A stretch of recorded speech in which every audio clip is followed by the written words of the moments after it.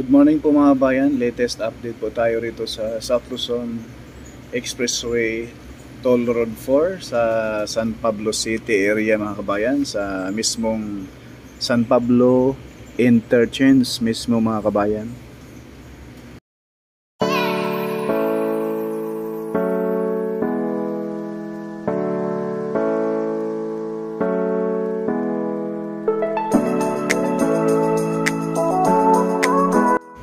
Dito sa baba mismo nga mga kabayan, ito yung alignment, no, na kung saan dito po tayo ngayon mag-update sa mismong San Pablo Interchange. Gilid mismo ng San Pablo Interchange mga kabayan, andyan na po yung mismong napakaraming girder na nakatambak na po, nakahanda na po ito, ready na po ito ilatag itong girder na ito.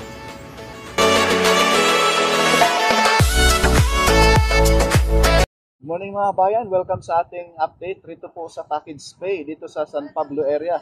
Yan po sa likuran mga bayan, sisilayan po natin yung mga heavy equipment. Naway samahan niyo po si Porka Studio sa ating panibagong update rito po sa SLEX TR4.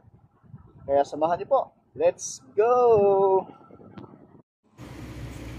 Itong Macban Interchange mga bayan to San Pablo, may haba siyang 12.75 kilometers mga kabayan. At mula naman sa San Pablo to Chaong mga kabayan ay may haba siyang 7.50 kilometers ang layo, no? Itong San Pablo Interchange mga kabayan ay napakalawak ang lapad. Ang palibot nito ay puro punong kahoy, puno ng mga rambutan, lansones. Ay napakaganda kapag ito ay matapos na mga kabayan, ay talaga namang nakaka-excite itong SLEX TR4 mga kabayan, mula Santo Tomas, Batangas hanggang Lucena City mga kabayan.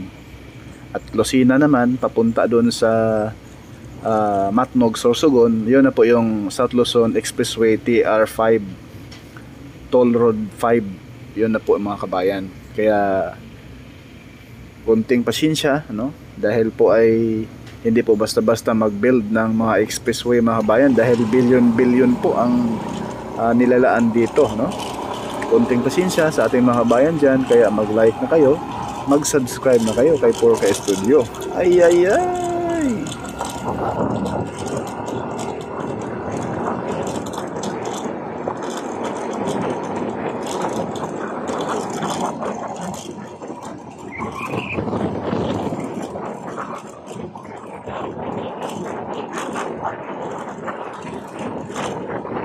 Sobrang lapad na po mga kabayan. Kitang-kita na yung forma sa gilid, oh.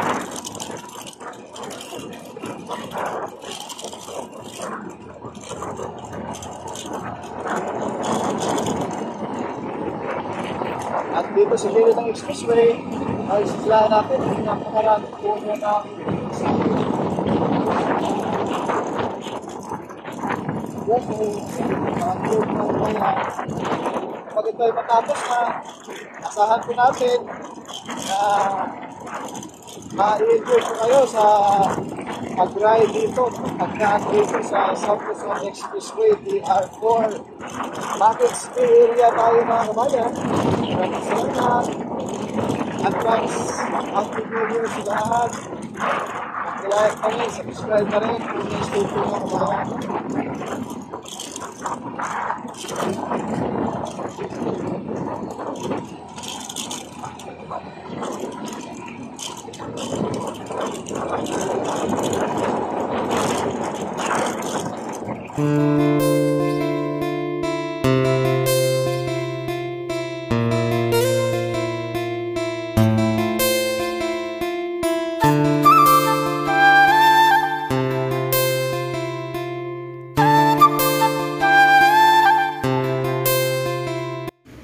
Diyan po sa unahan mga bayan, sa likod ng araw na yan, yung may puno na yan, sa unahan po, diyan na po yung mismong San Pablo Interchange mga kabayan.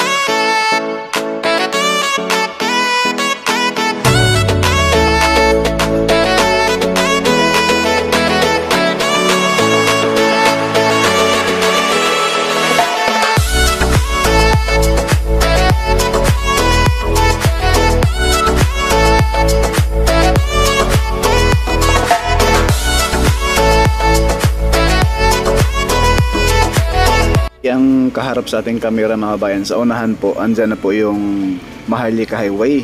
Yung pakanan papuntang bayan ng San Pablo City, Laguna. Yung pakaliwa papuntang bayan ng Alaminos, Laguna. So itong kaharap sa ating kamera mga kabayan, yung mismong pakaliwa po, diretso na po ito papuntang Lipa City, Batangas.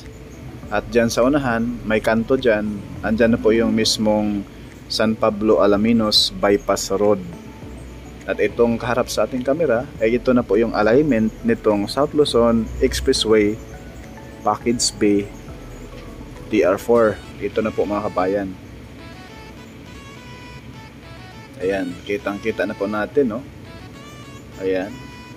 Yung pakaliwa, yung mga bundok dyan, pagkalampas niyan, yan na po yung Lipa City, Batangas at Star Tollway, no?